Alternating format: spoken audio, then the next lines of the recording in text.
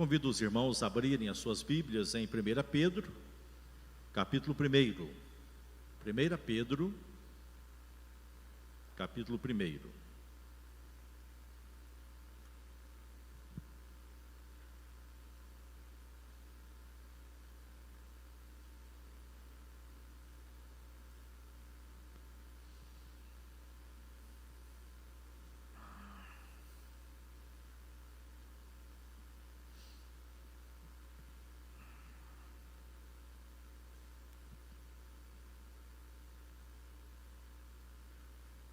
Mesmo assentados, como estão os irmãos, eu os convido a participarem da leitura juntamente comigo. 1 Pedro, capítulo 1. Leiamos. Pedro, apóstolo de Jesus Cristo, aos eleitos que são forasteiros da dispersão no Ponto, Galácia, Capadócia, Ásia e Bitínia, eleitos segundo a presciência de Deus Pai, em santificação do Espírito, para a obediência e a aspersão do sangue de Cristo, graça e paz vos sejam multiplicadas. Bendito o Deus e Pai de nosso Senhor Jesus Cristo, que segundo a sua muita misericórdia, nos regenerou para uma viva esperança, mediante a ressurreição de Jesus Cristo dentre os mortos, para uma herança incorruptível, sem mácula, imarcessível, reservada nos céus para vós outros, que sois guardados pelo poder de Deus, mediante a fé, para a salvação preparada para revelar-se no último tempo. Nisso exultais, embora, no presente, por breve tempo, se necessário, sejais contristados por várias provações, para que, uma vez confirmado o valor da vossa fé, muito mais preciosa do que o ouro perecível, mesmo apurado por fogo, redunde em louvor, glória e honra na revelação de Jesus Cristo, a quem, não havendo visto, amais, no qual, não vendo agora, mas crendo, exultais com alegria indizível e cheia de glória, obtendo o fim da vossa fé, a salvação da vossa alma. Foi a respeito desta salvação que os profetas indagaram e inquiriram, os quais profetizaram acerca da graça a vós outros destinada, investigando atentamente qual a ocasião ou quais as circunstâncias oportunas indicadas pelo Espírito de Cristo, que neles estava, ao dar de antemão testemunho sobre os sofrimentos referentes a Cristo e sobre as glórias que os seguiriam. A eles foi revelado que, não para si mesmos, mas para vós outros, ministravam as coisas que agora vos foram anunciadas por aqueles que, pelo Espírito Santo, enviado do céu, vos pregaram o Evangelho, coisas essas que anjos anelam perscrutar. Por isso, cingindo o vosso entendimento, sede sóbrios e esperai inteiramente na graça que vos está sendo trazida na revelação de Jesus Cristo. Como filhos da obediência, não vos amoldeis às paixões que tinhais anteriormente na vossa ignorância. Pelo contrário, segundo é santo aquele que vos chamou, tornai-vos santos também vós mesmos em todo o vosso procedimento. Porque escrito está: sede santos, porque eu sou santo. Ora, se invocais como Pai aquele que, sem acepção de pessoas, julga segundo as obras de cada um. Portai-vos com temor durante o tempo da vossa peregrinação, sabendo que não foi mediante coisas corruptíveis, como prata ou ouro, que fostes resgatados do vosso fútil procedimento que vossos pais vos legaram, mas pelo precioso sangue, como de cordeiro sem defeito e sem mácula, o sangue de Cristo, conhecido com efeito antes da fundação do mundo, porém manifestado no fim dos tempos, por amor de vós, que por meio dele tendes fé em Deus, o qual ressuscitou dentre os mortos e lhe deu glória, de sorte que a vossa fé e esperança estejam em Deus, tendo purificado a vossa alma pela obediência à verdade, tendo em vista o amor fraternal não fingido, amai-vos de coração uns aos outros ardentemente, pois fostes regenerados, não de semente corruptível, mas de incorruptível, mediante a palavra de Deus, a qual vive e é permanente. Pois toda a carne é como a erva, e toda a sua glória como a flor da erva. Seca-se a erva e cai a sua flor.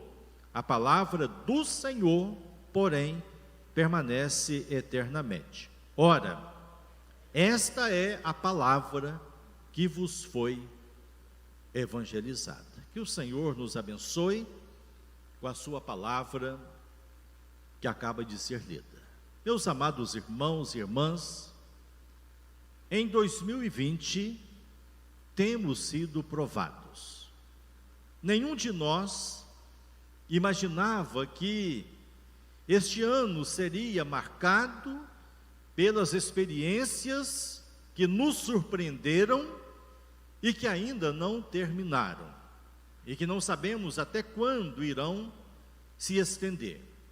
Um ano que tem impactado profundamente as nossas vidas, a nossa dinâmica familiar, a nossa dinâmica eclesiástica, os nossos próprios negócios seculares. Um ano realmente muito estranho, né? Com experiências que jamais passaram pela nossa mente que pudéssemos vivenciar. E no meio dessas provações que têm nos cercado neste ano, nós precisamos nos desdobrar e precisamos olhar para frente, olhar para o Senhor e prosseguir. Nós não podemos nos deixar envolver pela negatividade, pelas ameaças que nos cercam, mas devemos olhar para o Senhor, sabendo que o nosso Deus é o Deus da providência. Ele não é o Deus do caos, Ele não é o Deus dos desastres, Ele não é o Deus da aflição, Ele não é o Deus da morte, não é o Deus da destruição. O nosso Deus é o Deus poderoso, o Deus da providência, o Deus que tem propósitos na vida dos seus filhos, individualmente, e na vida do seu povo, a igreja, coletivamente. Então, nós não podemos nos deixar tomar e dominar por essa sensação de que estamos à deriva, porque há muitas pessoas que estão muito aflitas, porque se deixaram dominar por essa sensação de que o trem saiu dos trilhos e agora nós não sabemos o que irá acontecer Parece que o mundo está descendo ladeira abaixo como um trem descarrilado e nós não sabemos qual será o resultado disso. Não. Nós precisamos abandonar esse pensamento e voltar a confiar em um Deus que é o Deus da providência, o Deus que fez todas as coisas e dirige o universo, o Deus que dirige a história e que levará a cabo os seus propósitos. A gente não pode perder esse ponto aí, né, da comunhão com Deus, da confiança nele e na sua providência. É precisamente isso que Pedro escreve nesse primeiro capítulo da sua carta, falando sobre as provações a que estamos sujeitos aqui neste mundo, mas reforçando a certeza de que no meio de tudo isso nós podemos amadurecer a nossa fé, podemos nos aproximar do Senhor, podemos crescer espiritualmente. E esse deverá ser o grande saldo, né, dessa pandemia, que tem transformado algumas pessoas em pessoas piores, que tem revelado o que as pessoas de fato são, mas que também tem mostrado, né, como é que nós podemos crescer como seres humanos e especialmente como servos e servas de Deus no meio desse temporal que está castigando o mundo nesses dias. Há momentos da nossa vida em que as aflições se tornam tão intensas que nós ficamos desnorteados e tememos perecer. É mesmo? Há momentos, parece que o mundo está desabando sobre nós e não vai ter jeito, e nós não vamos conseguir, né, e não vamos vencer, e aí nós nos sentimos completamente impotentes e parece que será mesmo o fim. São as provações que muitas vezes nos sobrevêm como ondas gigantescas, e aí a gente percebe que a gente não é nada, que a gente é realmente como a erva do campo, né, que de um momento para o outro é arrancada e seca e se acaba. Só Deus é a nossa força, Ele é o nosso socorro. Por que somos provados? Muitos têm levantado essa pergunta: por quê? É porque esse vírus, porque essa pandemia, por que somos provados? De onde procedem as provações? Elas estão realmente debaixo do controle de Deus ou são manifestações diabólicas daquele que conspira contra Deus e que em alguns momentos parece estar ganhando o jogo? De onde procedem as provações? É possível suportá-las?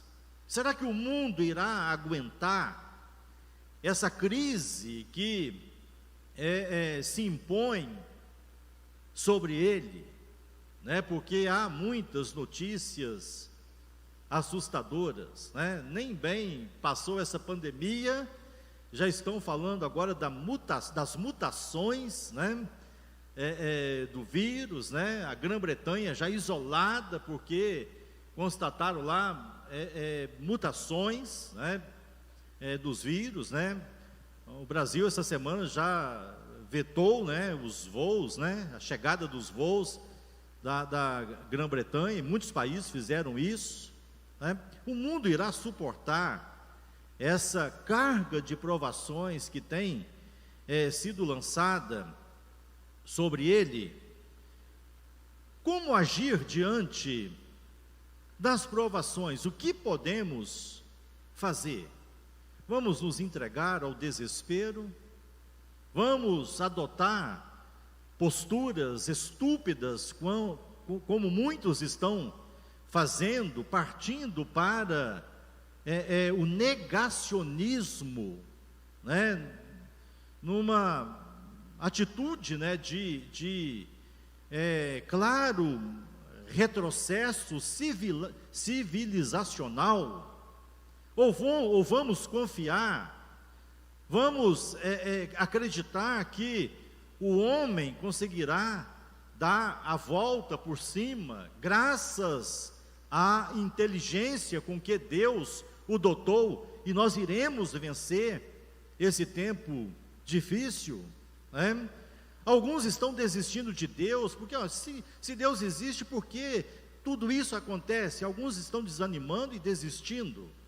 Já outros estão se aproximando de Deus e reafirmando a sua fé e a sua esperança. Então, como agir diante das provações? Porque neste ano 2020 fomos surpreendidos e alguns ficaram assim meio perdidos, sem saber para que lado correr, o que fazer.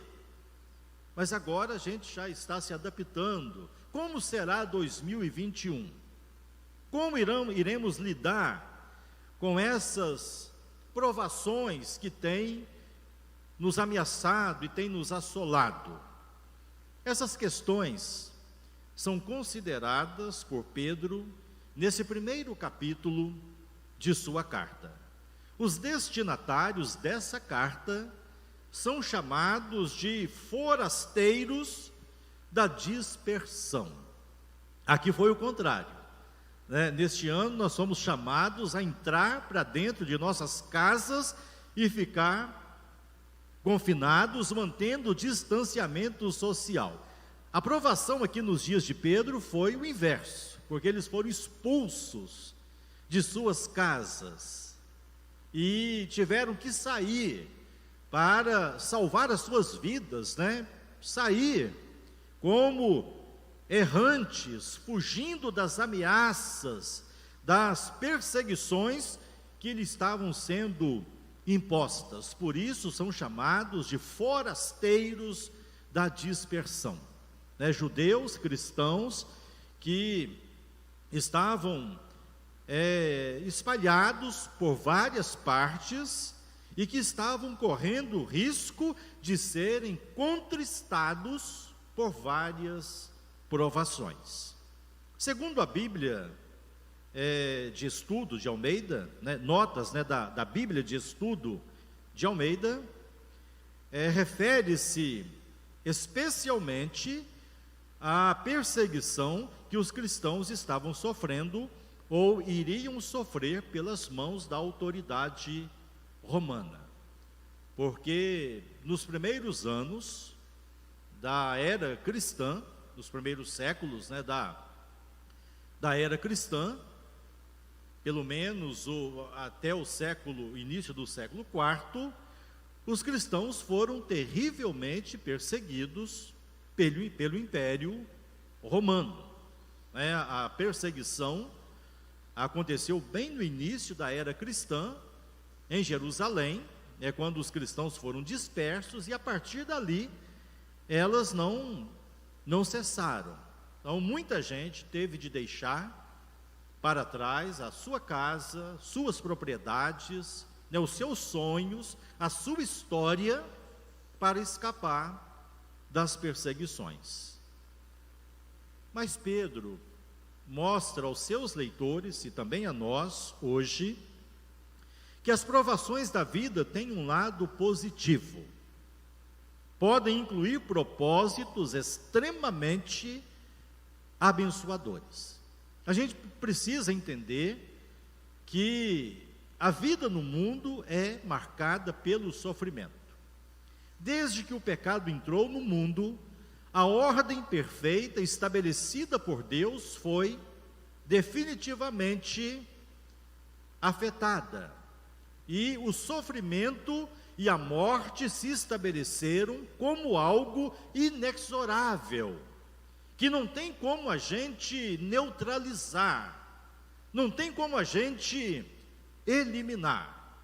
Então a gente já parte do pressuposto de que a vida neste mundo é uma experiência arriscada, porque o pecado desorganizou toda a harmonia que havia sido estabelecida por Deus e que funcionou enquanto os nossos primeiros pais estavam no jardim do Éden, vivendo em plena harmonia com Deus, com o Criador e também com a criação divina. Com a queda, foi desencadeado essa desordem e provações de todo tipo passaram a marcar a existência humana. Então esse é o cenário que a gente tem para trabalhar. E é a partir daí que nós vamos então ver como lidar, como agir diante dessa situação. Mas a gente precisa considerar então, primeiramente, que as provações podem ter propósitos abençoadores, né? Um desses propósitos é o ensinamento. A gente aprende no meio do sofrimento, não é mesmo? As vitórias da vida nem sempre nos ensinam o tanto que as derrotas ensinam. Então é no meio das esfregas da vida que a gente aprende a viver. Então, as provações podem fazer parte da pedagogia divina. As experiências de Israel no deserto, por exemplo, dá um clique, por favor, parece que está travado aqui. Isso, só para voltar. Só mesmo para conferir se está funcionando. As experiências de Israel no deserto são o mais forte exemplo de que Deus se vale das provações com o propósito de ensinar o seu povo. Será que não haveria uma forma mais confortável de Deus retirar o povo de Israel do Egito e conduzi-lo à terra prometida, num percurso que poderia ser feito em alguns dias, sem percalços? É claro que sim. Deus poderia ter estendido um tapete macio, para que eles fossem até a terra prometida, né? Até em linha reta, passando por túneis, né? Porque até os homens fazem túneis para encurtar o caminho. Deus poderia ter feito isso? Poderia, claro, nós sabemos que sim. Deus poderia ter construído uma esteira rolante, né, do Egito até lá, para eles chegarem à terra prometida confortavelmente, né, sem nenhum transtorno, né? Se o homem hoje consegue fabricar um avião para levar centenas e centenas de pessoas num voo tranquilo, confortável, né, em algumas horas, é claro que Deus poderia resolver isso de outra maneira, mas a história nos mostra que o povo foi submetido à provação do deserto, e o deserto foi uma escola para Israel.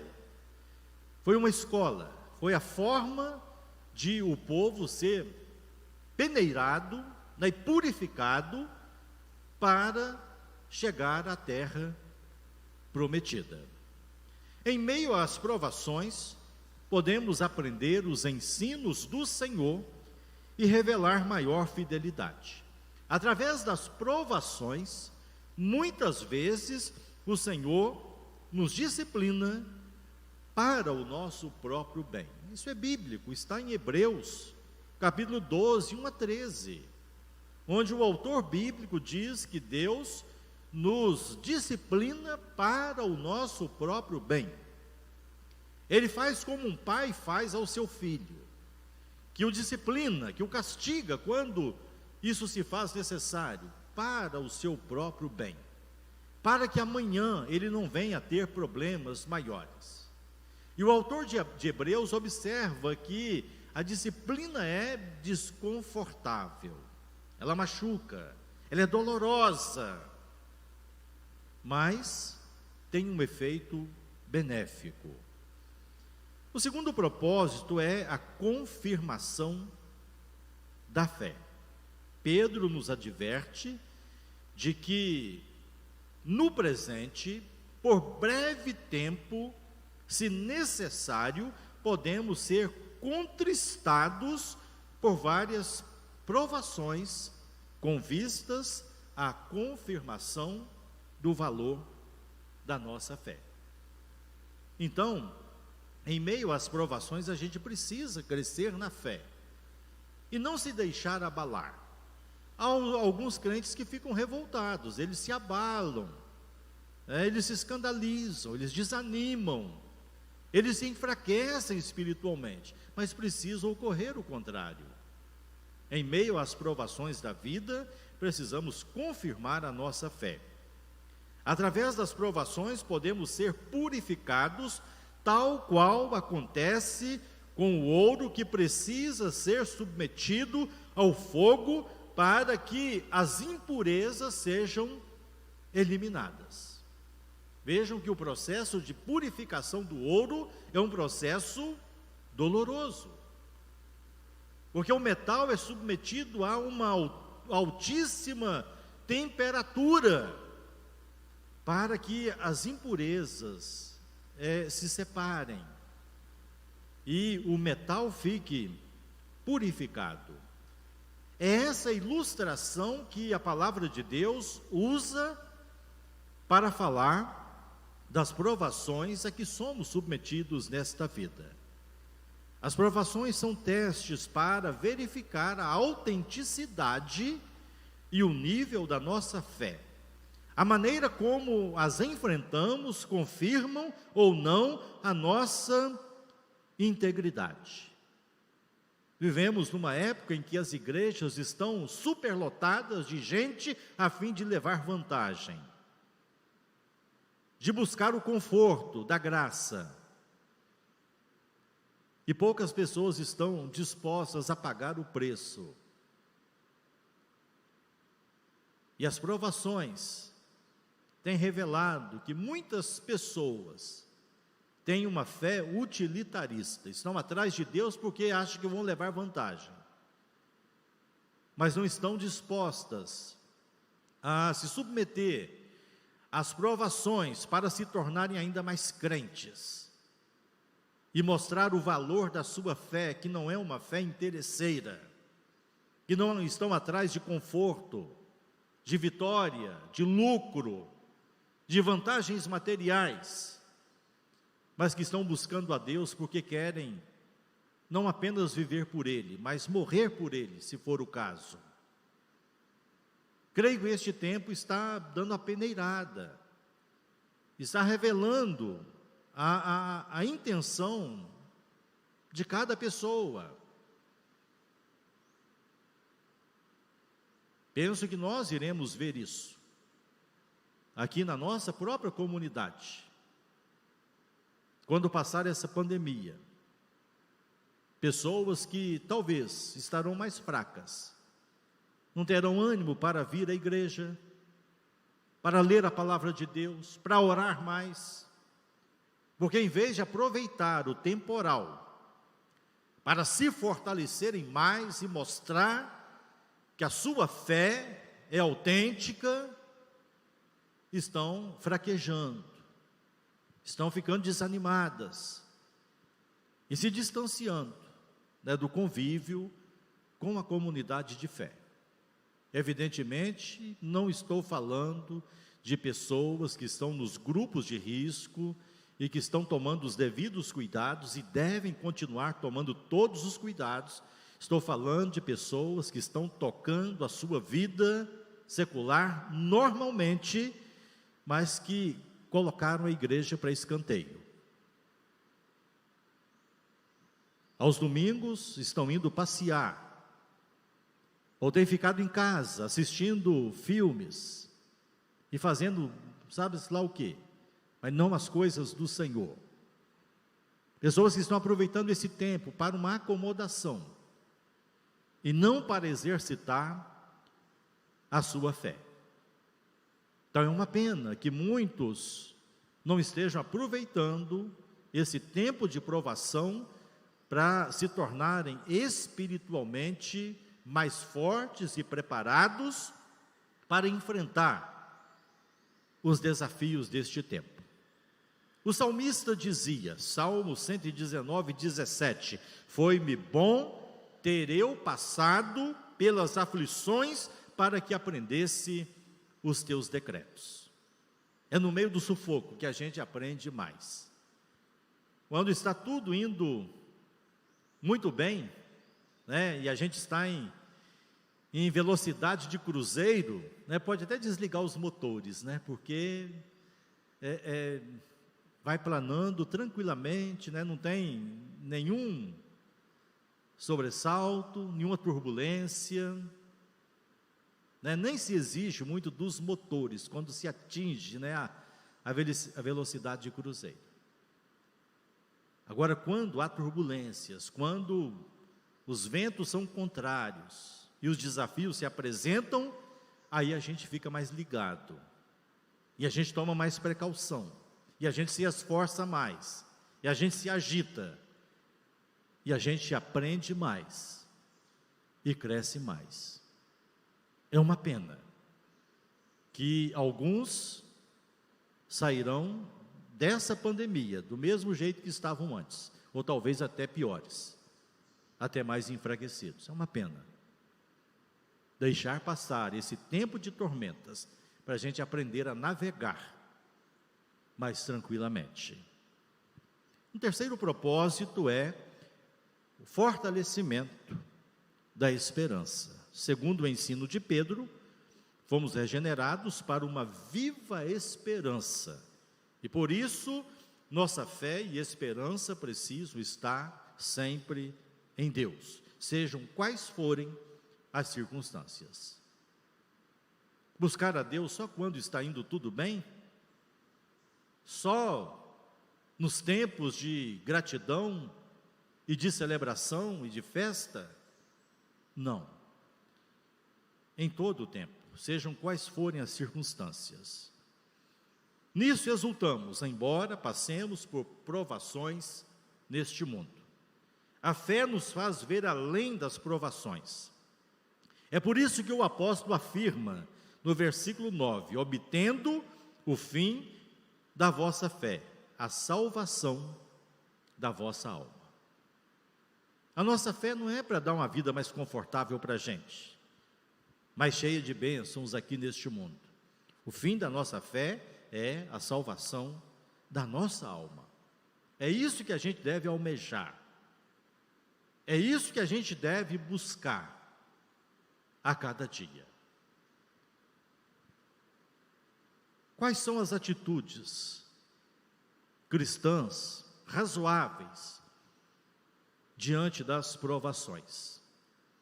Diante desse tempo aterrorizante que estamos enfrentando, bombardeados dia após dia por notícias assustadoras, qual deve ser a atitude cristã? Em primeiro lugar, a atitude de sobriedade. Por isso, cingindo o vosso entendimento, sede sóbrios. Sobriedade é o que os cristãos precisam revelar neste tempo de turbulência que nós estamos atravessando. Embora tenham propósitos positivos, as provações podem desembocar em tentação. Então, se a gente não manter a cabeça no lugar, a gente pode ser tentado até a blasfemar contra Deus. num tempo difícil como esse que a gente está passando. O cristão precisa manter a sobriedade. O mundo pode perder a cabeça, mas o cristão precisa manter a sobriedade. E para alcançar essa sobriedade, nós precisamos olhar para a palavra de Deus. Há muitos cristãos que estão por demais sobressaltados. Mas parece que há muitos cristãos hoje que estão se alimentando só de fake news, de mensagens de WhatsApp, de posts de Facebook, e estão olhando pouco a palavra de Deus. E tem muita gente que está ficando pirada, está ficando pirada, porque esse universo aí de Facebook, WhatsApp, rola de tudo que você puder imaginar. A gente recebe cada mensagem. Ontem mesmo, você recebe mensagens de pessoas esclarecidas, aparentemente esclarecidas, pessoas que pensam, e a pessoa compartilhando coisas absurdas, sem pé nem cabeça. As pessoas estão assim, estão enlouquecidas. Está faltando sobriedade. Acho que a gente precisa dar uma acalmada e olhar para a palavra de Deus e buscar a sobriedade. Não adianta a gente ficar apavorado. Parece que a gente está vivendo um tempo que cada um quer surpreender o outro mais com a notícia cada vez mais sensacionalista. Talvez isso explique a resistência à ciência, porque a ciência é lenta, a ciência é segura, ela vai devagar, e o povo não tem paciência, eles querem essas coisas sensacionalistas, e quanto mais absurdas, maior credibilidade estão tendo. As pessoas têm dificuldade de acreditar numa pesquisa científica, mas acreditam de cara nas fake news, nos absurdos que estão sendo disseminados por aí. E aí não se informam, e ficam a ponto de enlouquecer, perdendo a sobriedade. Em tempos de aflição, não se pode perder a cabeça. Vocês imaginam quando um avião tem problemas lá nas alturas, uma hora de turbulência, se o piloto perder a cabeça, ficar desesperado, ele é treinado para manter a calma, para ver o que dá para fazer naquela situação de emergência. E muitas vezes não acontecem desastres porque o piloto é essa pessoa que tem a frieza para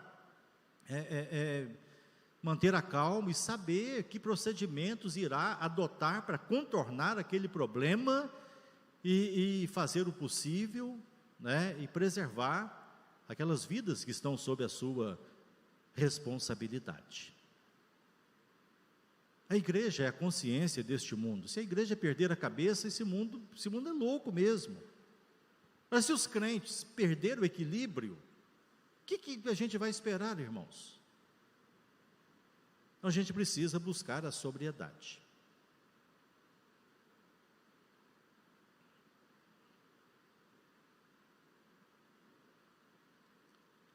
As provações desembocam em tentação quando não discernimos os propósitos das provações, rebelando-nos contra Deus ou blasfemando. Foi exatamente isso que ocorreu com muitos dos filhos de Israel no deserto, os quais não souberam aproveitar as provações como oportunidades para o crescimento e a confirmação da fé e o fortalecimento da esperança. Foram reprovados, porque não discerniram o que estava acontecendo. E falando sobre as provações de Israel no deserto, Paulo adverte que estas coisas lhe sobrevieram como exemplos e foram escritas para advertência nossa, de nós outros, sobre quem os fins dos séculos têm chegado. Então a gente precisa ler os acontecimentos deste mundo com as lentes da fé cristã, para a gente não entrar em desespero. Para não corrermos esse risco, devemos enfrentar as provações com sobriedade. Versículo 13: por isso, cingindo o vosso entendimento, sede sóbrios. Nós temos a chance de nos tornarmos uma igreja mais madura depois desse pesadelo, se a gente mantiver a sobriedade. Segunda atitude: dependência da graça. Diante das provações da vida, somos orientados a viver na dependência da graça de Deus. Versículo 13: esperai inteiramente na graça que vos está sendo trazidas na revelação de Jesus Cristo. Sabe por quê, irmãos? Porque há muita situação que não adianta a gente espernear. Você tem que pular dentro da arca. Não adianta espernear. Temos de viver na dependência de Deus. E este tempo nos propicia uma grande oportunidade para a gente se lançar nos braços do Pai, para que Ele nos sustente, para que Ele nos guarde, para que Ele nos carregue com segurança. A graça de Deus é um precioso e indispensável recurso para o enfrentamento das provações. Falando sobre a provisão da graça de Deus para o enfrentamento de sua grande provação, Paulo escreveu: e para que não me ensoberbecesse com a grandeza das revelações, foi-me posto um espinho na carne, mensageiro de Satanás, para me esbofetear, a fim de que não me exalte. Talvez essa pandemia esteja cumprindo esse papel. É um espinho na nossa carne, para nos esbofetear, para nos quebrantar, para mostrar que somos muito orgulhosos, que somos muito prepotentes, que somos muito egoístas, que somos muito insensíveis. Foi posto na carne de Paulo um espinho, para que ele se contivesse, a fim de que não me exalte. Por causa disso, 3 vezes pedi ao Senhor que o afastasse de mim. Então ele me disse: a minha graça te basta, porque o poder se aperfeiçoa na fraqueza. De boa vontade, pois, mais me gloriarei nas fraquezas, para que sobre mim repouse o poder de Cristo, pelo que sinto prazer nas fraquezas, nas injúrias, nas necessidades, nas perseguições, nas angústias, por amor de Cristo, porque quando sou fraco, então é que sou forte. Queremos o fim da pandemia, queremos a vacina, mas a graça de Deus nos basta. É isso de que realmente precisamos. Porque neste mundo aqui, irmãos, é assim: soluciona um problema, aparece outro. Problemas não vão cessar. Não dá para viver sem a graça de Deus. Então o que eu quero dizer é que, neste tempo de aflição, a gente precisa se agarrar nesta tábua de salvação que é a graça de Deus. A graça sustenta, a graça fortalece, a graça encoraja, a graça anima, a graça conforta. Não dá para viver sem a graça de Deus. Então, neste tempo de desespero, a gente precisa apelar para a graça de Deus e rogar a Ele que derrame sobre nós a sua graça bendita. Há muita gente que está aflita, desesperada, porque não tem tomado consciência da graça de Deus. Quando a Bíblia diz que a graça de Deus te basta, é que realmente a graça de Deus preenche as nossas necessidades, haja o que houver. A graça de Deus é que vai nos sustentar, é ela que vai nos fortalecer, é ela que vai nos dar equilíbrio. Não dá para viver sem a graça de Deus.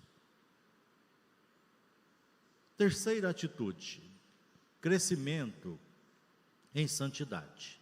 Toda vez que somos provados e em seguida aprovados, crescemos em santidade. Nos versículos 14 a 16, encontramos um chamado à santidade. Segundo é santo aquele que vos chamou, tornai-vos santos também vós mesmos em todo o vosso procedimento.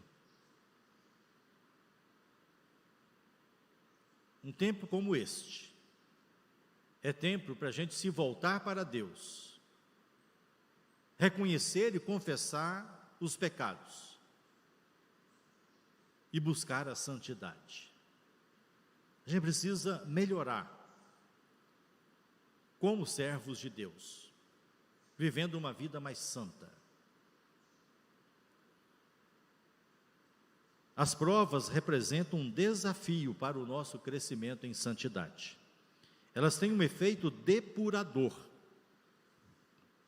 tal qual acontece com o ouro ao ser submetido ao poder do fogo. Em 1 Pedro 3, 14 e 15, o apóstolo recomenda: mas ainda que venhais a sofrer por causa da justiça, bem-aventurados sois. Não vos amedronteis, portanto, com suas ameaças, nem fiqueis alarmados, antes santificai a Cristo como Senhor em vosso coração. Essa tem de ser a nossa preocupação. Santificar a Cristo como Senhor em nosso coração. O tempo atual é um tempo que nos chama à santidade. Precisa haver mais arrependimento, mais quebrantamento espiritual, mais consagração da vida a Deus. Quarta atitude, obediência à verdade. Tendo purificado a vossa alma pela vossa obediência à verdade. Pare de ler Facebook, WhatsApp, leia a Bíblia, leia a palavra de Deus, dá um tempo. Leia a palavra de Deus, medite na palavra de Deus. É claro, essas mídias veiculam muitos conteúdos, bíblicos, tá? Aproveite isso. O que eu estou dizendo é que a gente precisa filtrar mais e não se deixar entupir por essa avalanche de mensagens e notícias, algumas até religiosas,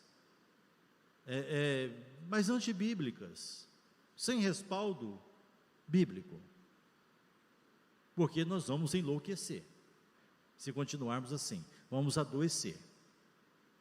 Volte para a palavra de Deus. Pedro está dizendo que é preciso obedecer à verdade, não a verdade desse ou daquele autor, dessa ou daquela corrente, verdade da palavra de Deus. Coloque-se diante da palavra, leia mais a Bíblia, medite mais na Bíblia, não perca esse hábito, debruce sobre a palavra todos os dias, para buscar nela alento, alimento e orientação para o seu viver. Diante das provações, algumas pessoas acabam vacilando, abandonam a verdade, dão ouvidos a conselhos errôneos, assumem atitudes equivocadas. Hoje há crentes assumindo determinadas atitudes Você fica pensando, mas essa pessoa lê a Bíblia? Essa pessoa lê a Bíblia? Ela conhece a doutrina? Porque são posturas incompatíveis com a mensagem do Evangelho. Em meio às suas provações levadas a cabo por Satanás, com a permissão de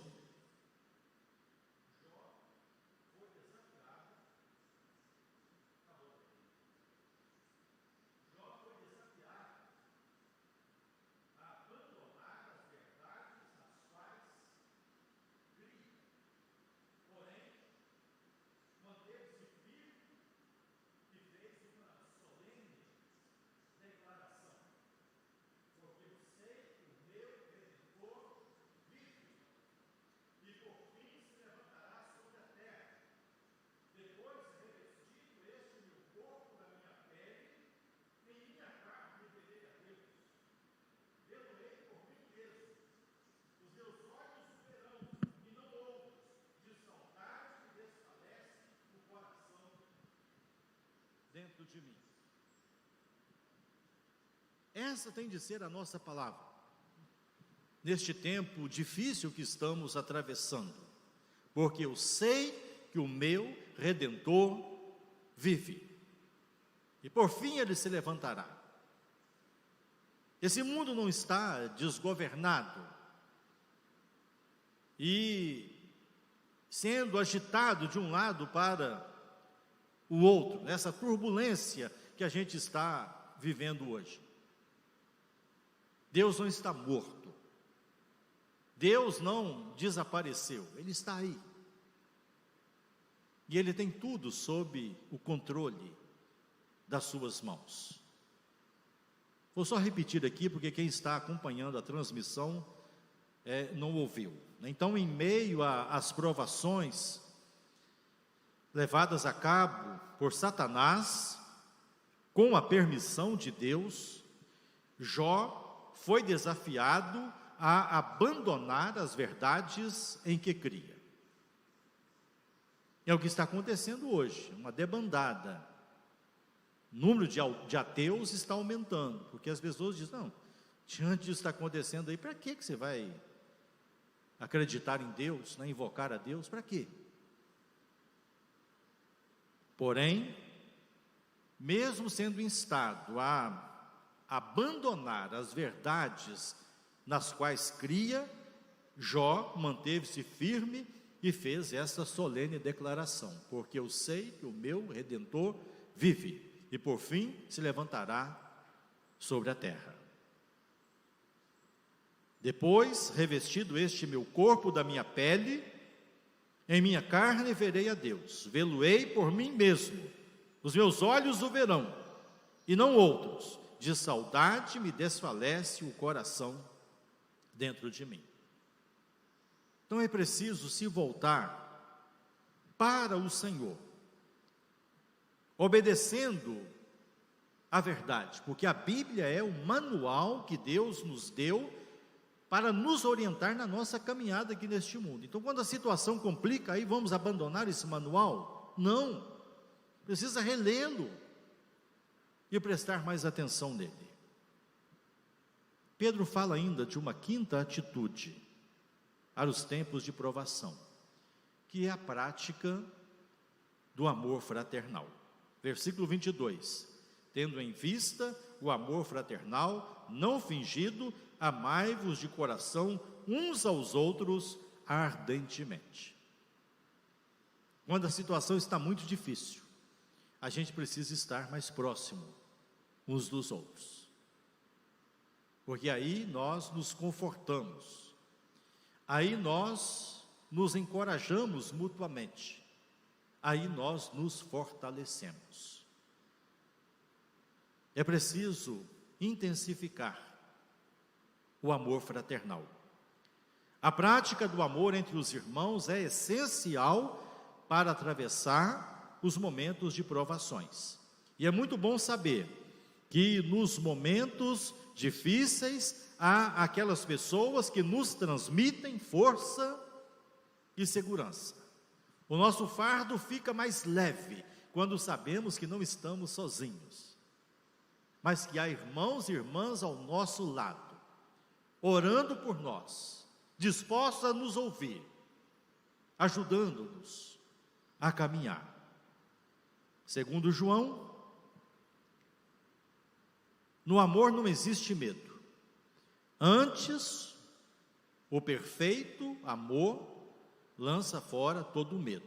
Ora, o medo produz tormento. Logo, aquele que teme não é aperfeiçoado no amor.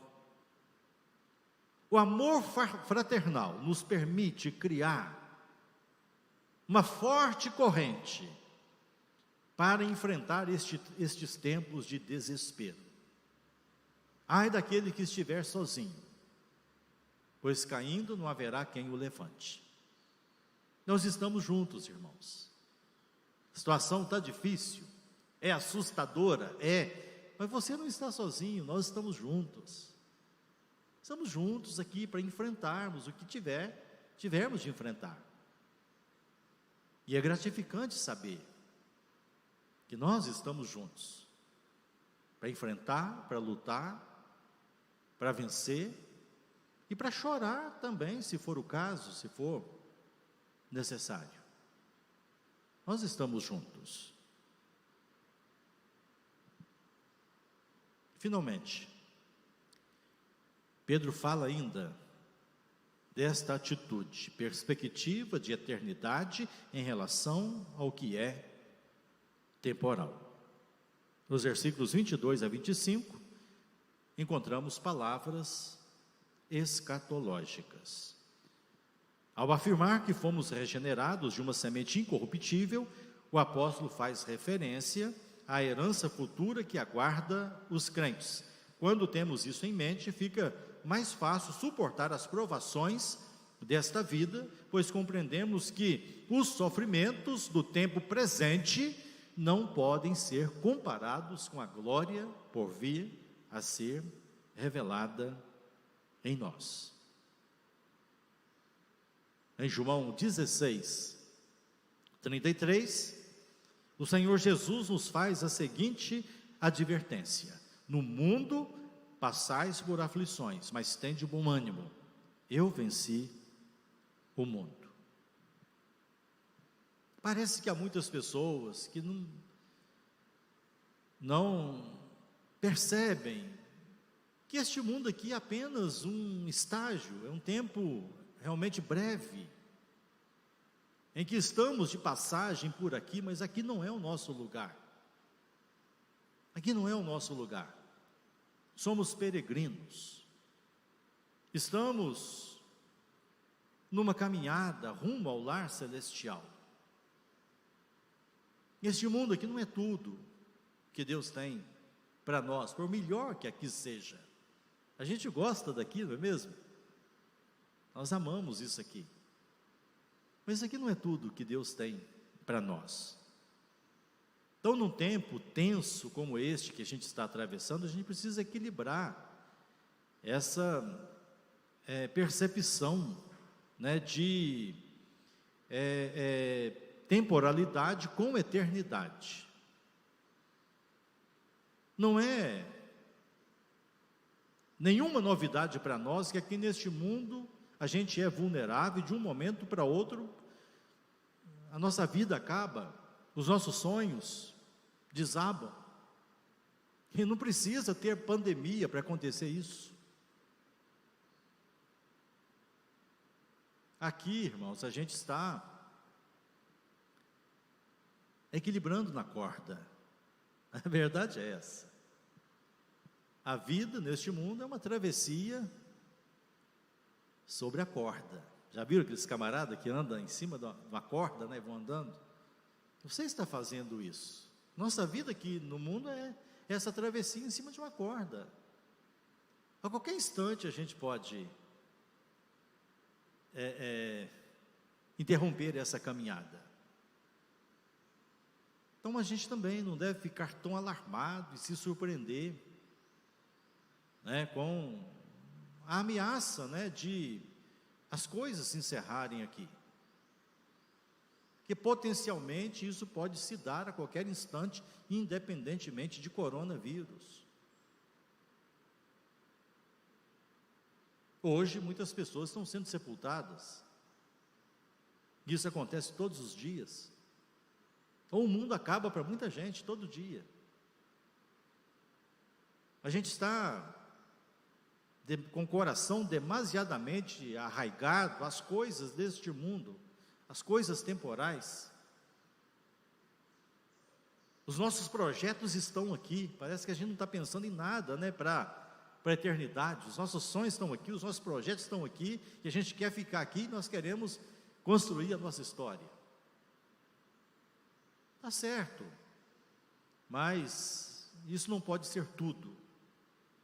A gente precisa ter perspectiva também de eternidade.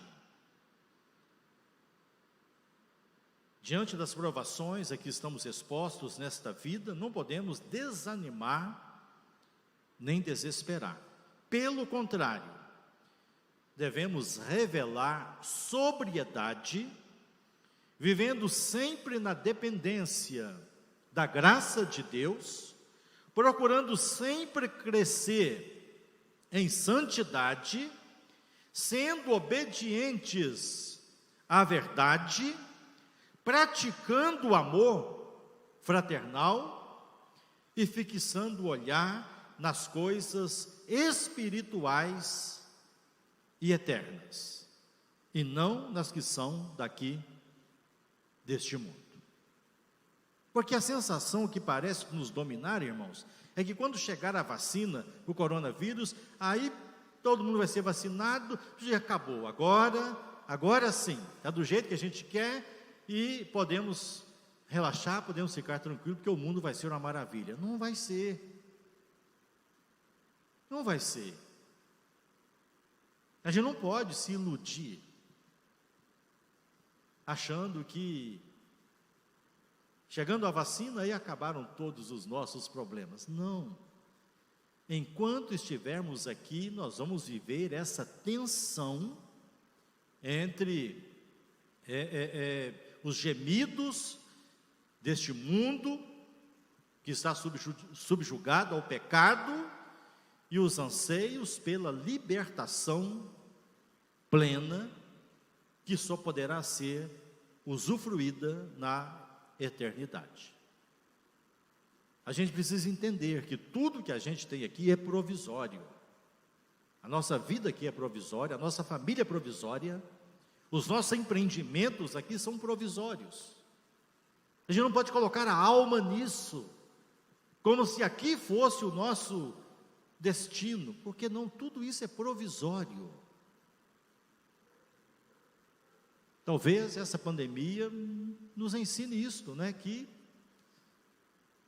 é tudo provisório aqui. Há coisas mais sólidas que a gente pode construir na eternidade. E precisa olhar então para frente, discernindo a eternidade apresentada na palavra de Deus. Em Colossenses 3, Paulo escreve, né? Pensai nas coisas que são lá do alto, e não nas que são aqui da terra. Porque morrestes, né? E o vosso tesouro está oculto com Cristo. É lá que é a terra dos sonhos. É lá que vamos nos realizar completamente. É lá que jamais haveremos de ser atingidos e ameaçados por uma pandemia, ou por um vírus sequer. Porque lá tudo será pleno, tudo será perfeito, a morte já não existirá. A morte fará coisas das primeiras coisas que passaram, é folha virada. Então temos de cumprir as nossas responsabilidades aqui, tomar os cuidados, desejar viver o máximo que a gente puder, mas sem perder de vista a eternidade, que é o que realmente interessa, que é o que fará diferença, que é o que nos aguarda.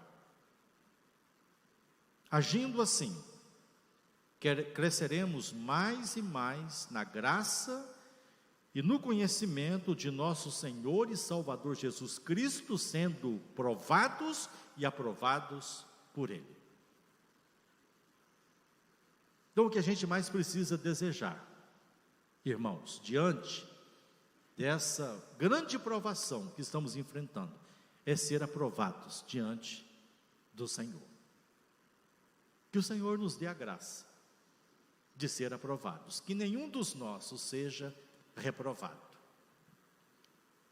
Quando o professor aplica uma prova para os alunos lá na escola, o desejo dele é que todos sejam aprovados. Todo mundo precisa ser aprovado. Nós estamos fazendo uma prova, passando por uma grande prova. E o que importa é que sejamos aprovados no final. Que Deus te abençoe, que Deus ilumine